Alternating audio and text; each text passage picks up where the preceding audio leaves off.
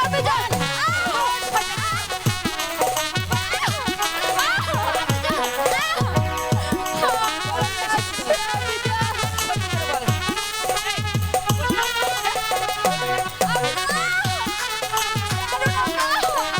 রানীমা তুমি মুখ দিয়ে দেখো। রানীমা আপনি আমাকে কেন মারছেন? আমি তো যা বলছি সত্যই বলেছি তাই না? আপনাকে এখনো মা বলছে। হাতে ধরে পায়ে পড়ে গো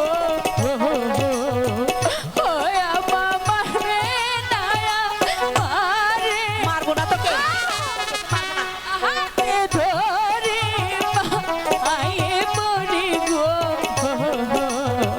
ওয়া আমার রে নায়া মারে রে নসিবা গেলে খাসি যে পর্যন্ত সত্যি কথা না বলবি সে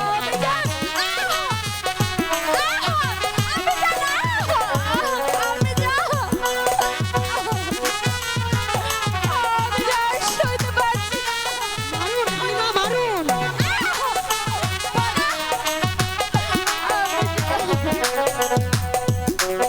আপনার বংশের মান সম্মান একদম ডুবে গেল তাকে মারুন।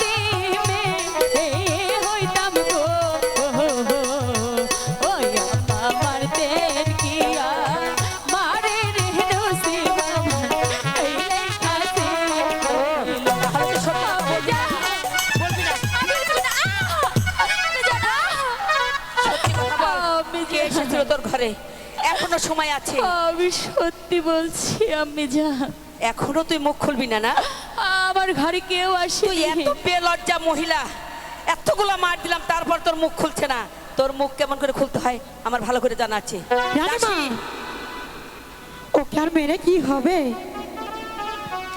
নচিমনকে আমি ওই সানুবান্ধার ঘাট থেকে গোসল করে নিয়ে আসি। দাসী ও যদি জাতের মেয়ে হয়ে থাকে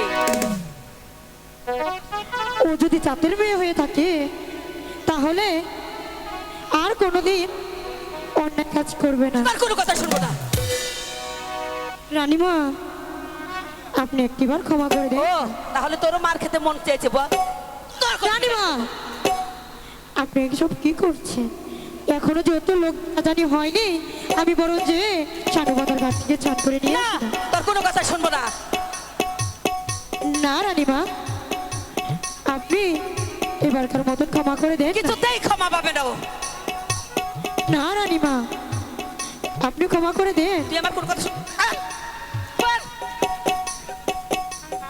রানীমা দাসী, তোমার কথা মতন এইবারকার মতন আমি ওকে ক্ষমা করে দিলাম যাও বিদায় করো ঠিক আছে রানীমা তাই যাচ্ছি।